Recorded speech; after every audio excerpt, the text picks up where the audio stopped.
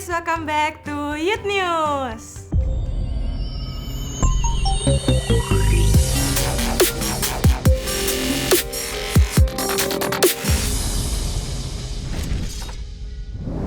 Bagi teman-teman yang minggu depan ingin beribadah secara onsite dapat melakukan seat booking melalui NDC Apps. Dan bagi teman-teman yang ingin beribadah secara online, ibadah juga tersedia melalui YouTube channel NDC Youth. Untuk ibadah onsite NDC Youth Central Park akan diadakan pada hari Sabtu jam 4 sore di APL Tower lantai 8 dan untuk ibadah onsite NDC Youth Living World akan diadakan pada hari Minggu jam 11 siang. Persembahan dapat dilakukan melalui OVO, ShopeePay, GoPay, dan lain-lain dengan cara scan QR Code yang ada di layar kaca atau yang ada di kursi depan kalian.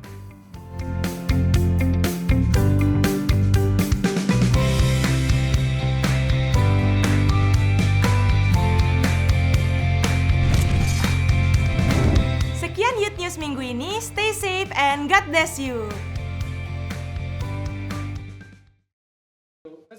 Shalom NDC Youth, welcome back to NDC Youth Online Service. Senang sekali dapat bertemu dengan teman-teman walaupun dalam ibadah online.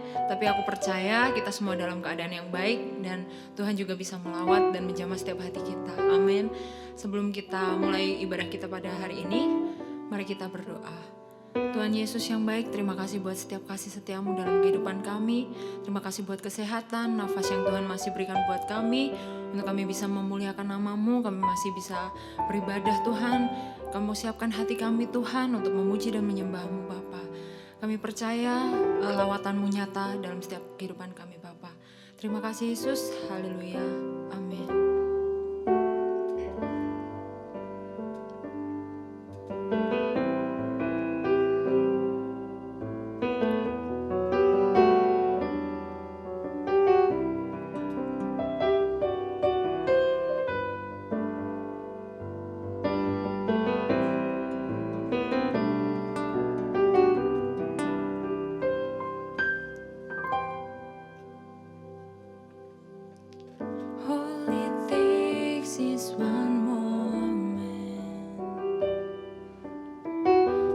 Just one touch from you, put aside all distractions, 'cause I came for you, I came for you. I need you Jesus, I need you more than ever. Nothing else satisfies.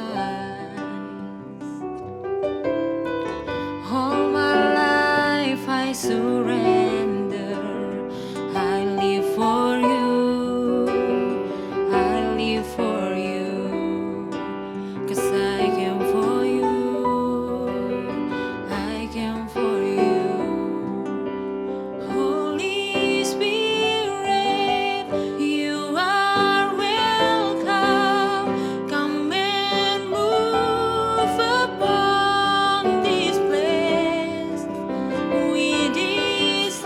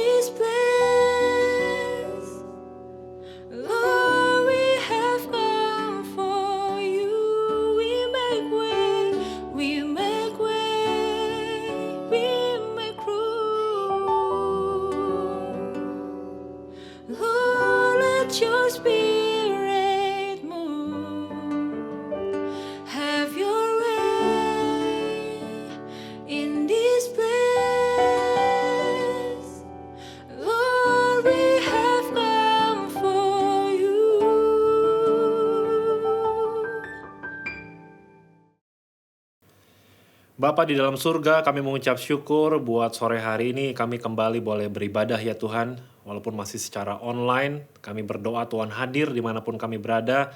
Dan Tuhan memberkati setiap kami. Sesaat lagi Tuhan kami akan belajar firman Tuhan. Biarkan Roh Kudus Kau juga yang menolong kami. Supaya kami boleh mengerti setiap firman yang kami boleh dengar hari ini. Terima kasih Tuhan, kami siap belajar. Di dalam nama Tuhan Yesus kami berdoa. Haleluya. Amin. Oke, semuanya shalom. Welcome back to NDC Youth Online Service. Seperti biasa, saya selalu happy teman-teman kalau punya kesempatan untuk sharing. Kenapa? Karena bisa sharing sesuatu buat teman-teman kita belajar firman Tuhan sama-sama. Saya berdoa supaya teman-teman semua dimanapun kalian berada, kita semua dalam keadaan sehat, baik, happy di dalam Tuhan. Amin. Oke, sebelum saya mulai khotbah saya, yuk kita mau lihat ayat ini. Kejadian 2 ayat 18. Saya bacain buat teman-teman. Tuhan Allah berfirman, tidak baik kalau manusia itu seorang diri saja. Aku akan menjadikan penolong baginya yang sepadan dengan dia. Nah, pertanyaan saya buat setiap kita hari ini, sesuai dengan judul khotbah saya, jodoh itu di tangan Tuhan atau di tangan manusia? Jodoh itu di tangan Tuhan atau tangan manusia? Nah, kita lihat ya teman-teman, di dalam Alkitab memang tidak ada tertulis yang jelas bahwa Tuhan akan siapin jodohnya masing-masing buat setiap orang. Jadi hari ini kalau misalnya kita sepakat kalau jodoh di tangan Tuhan, takutnya kita jadi serahkan ke dalam tangan Tuhan. Kalau kita punya pasangan yang salah, kita nyalahin Tuhan. Kalau kita nggak punya pasangan, kita juga marah-marah sama Tuhan. Tapi kalau kita sepakati jodoh di tangan manusia, takutnya ya kita jadi salah juga ya. Kita memilih apa yang kita mau, akhirnya nggak sesuai juga dengan kebenaran. Nah hari ini saya nggak ingin memperdebatkan tentang hal ini teman-teman, tapi saya rindu kita semua lebih memahami tentang hal ini. Tentang sebuah hubungan. Contoh ya, kehidupan kita semua datangnya dari Tuhan. Kesehatan kita semuanya datangnya dari Tuhan, betul. Tetapi ada bagian yang harus kita kerjakan. Kalau kita mau punya kehidupan yang baik, kita harus belajar, kita harus bekerja mungkin, kita harus mengembangkan diri kita. Kalau kita mau punya tubuh yang sehat, jaga pola makan, pola istirahat, dan sebagainya.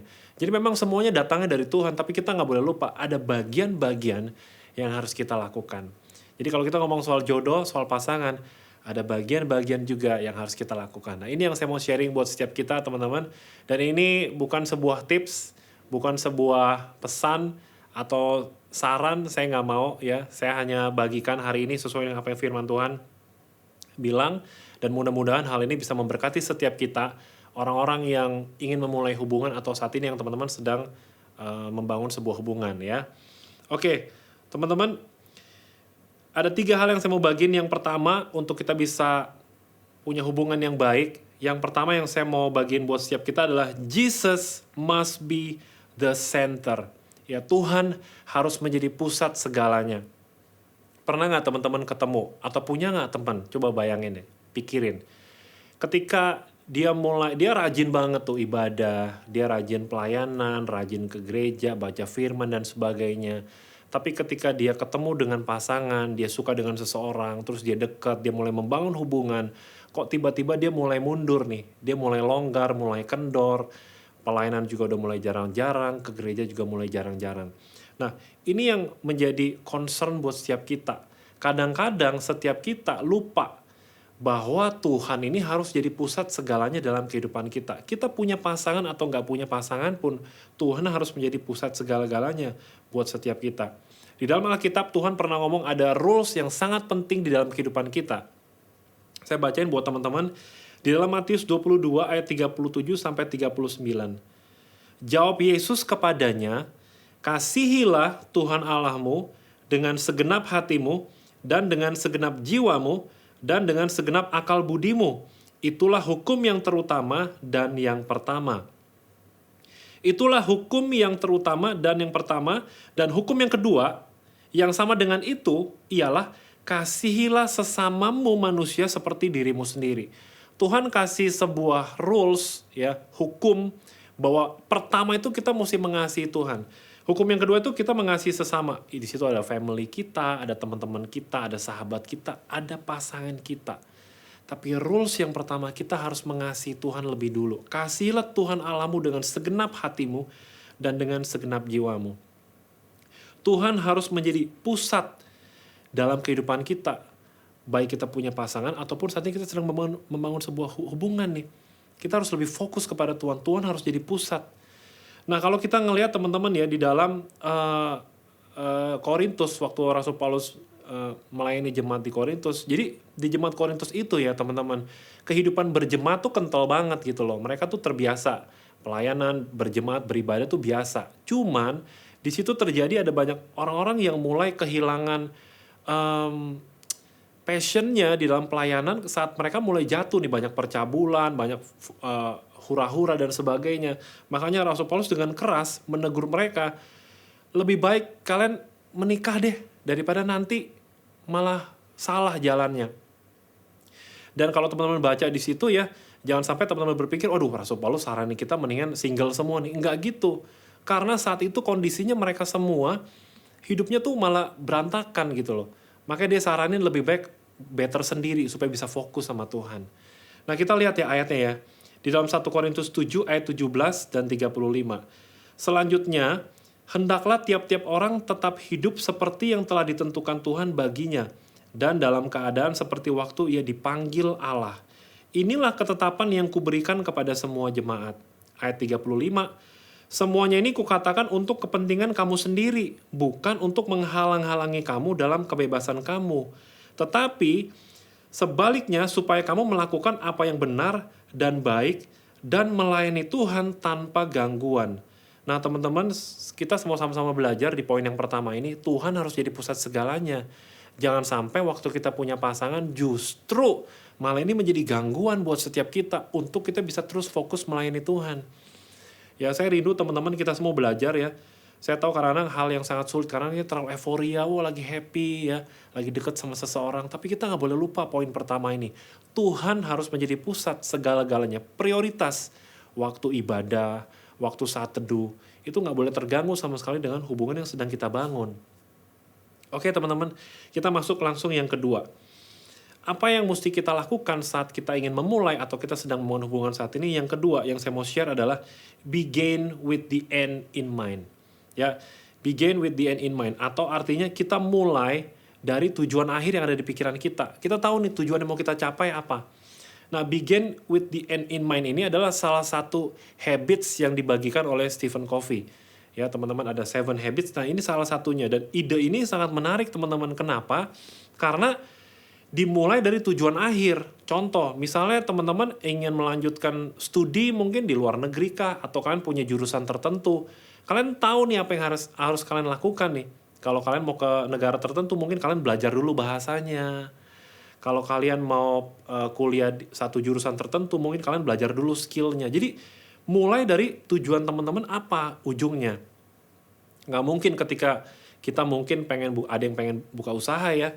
Nggak mungkin kalian buka usaha pakaian mungkin, tapi kalian belajar hal-hal tentang yang jauh hubungannya dengan itu gitu loh. Nah itulah ide ini menarik. Dan kalau kita ngomongin soal hubungan teman-teman, ini pertanyaannya sama. Teman-teman ini harus begin with the end in mind. Tujuan akhir teman-teman tuh apa sih dalam membangun hubungan? Coba kalian mulai bayangin hari ini ya, saat ini. Kalian mau punya hubungan yang seperti apa? Ya tentunya saya percaya setiap kita punya kerinduan, punya hubungan yang diberkati Tuhan. Punya hubungan yang luar biasa di dalam Tuhan. Dan mulai dari itu, jadi mulai ketika kita punya, saya mau punya hubungan yang diberkati Tuhan, saya mau punya hubungan yang kudus, saya mau punya hubungan yang jadi berkat, saya mau waktu saya jalanin hubungan, saya bisa melayani Tuhan, tetap sungguh-sungguh komit. Nah mulai mundur, ketika teman-teman punya tujuan itu, lalu nanti akan ngomongin soal kriteria nih, makanya cari orangnya sesuai nggak, harus yang cinta Tuhan, harus yang ngerti melayani. Kenapa? Karena tujuan akhir kita adalah kita mau melayani Tuhan bareng-bareng nih. Gak mungkin kalian akan berhubungan dengan orang-orang yang gak ngerti pelayanan. Bahkan dia gak mau melayani Tuhan. Jadi ini mulai mundur. Mulai lihat kriterianya. Mulai teman-teman tentuin hal-hal yang penting. Apa yang mau kalian persiapin nilai-nilai setiap kita. Nah itu ya teman-teman. Kadang-kadang kita terbalik nih. Kita mulai dari awal ngeflow aja deh. Ngeflow. Ya.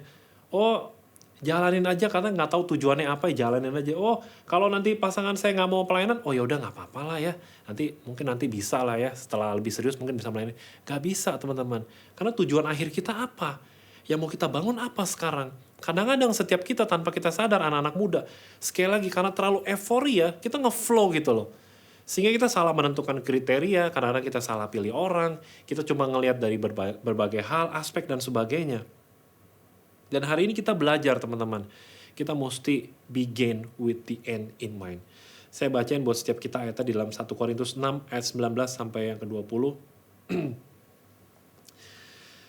Oke, sebelumnya gini, sebelum saya bacain ayat ini ya, ini penting teman-teman.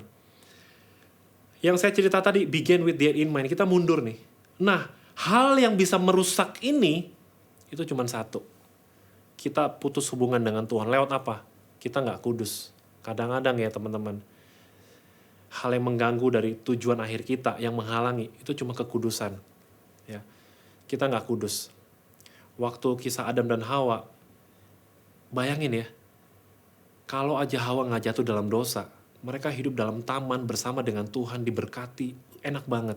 Tapi iblis tahu cuma satu celah yang ada di situ, supaya dia terputus hubungannya dengan Tuhan, hilang kekudusannya, lewat pohon pengetahuan yang baik dan jahat itu. Akhirnya mereka terpisah dari Tuhan. Kadang-kadang ya teman-teman, kita ingin sering dipisahkan, diganggu. Nah karena itu saya mau ngomong juga sedikit tentang kekudusan. Teman-teman, kalau kalian punya tujuan akhir, saya percaya sekali lagi, kalian mau punya hubungan yang diberkati, betul? Kita mesti jaga mulai sekarang. Karena itu bisa merusak tujuan akhir teman-teman.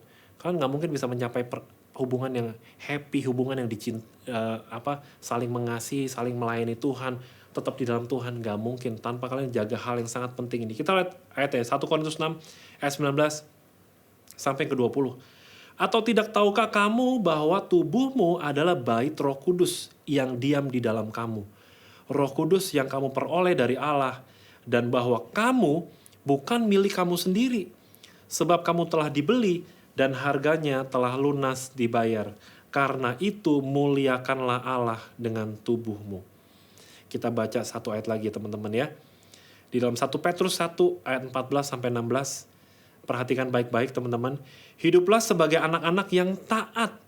Dan jangan turuti hawa nafsu yang menguasai kamu pada waktu kebodohanmu.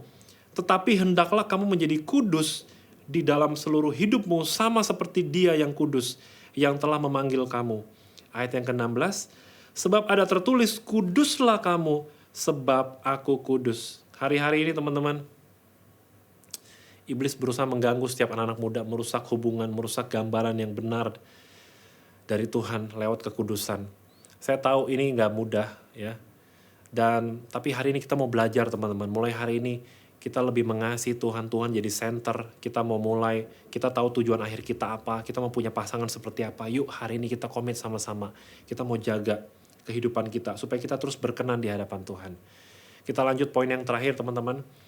Apa yang harus kita lakukan saat kita ingin memulai hubungan atau saat kita sedang membangun hubungan saat ini? Yang ketiga, poin yang terakhir dari saya hari ini, yaitu be the best version of you.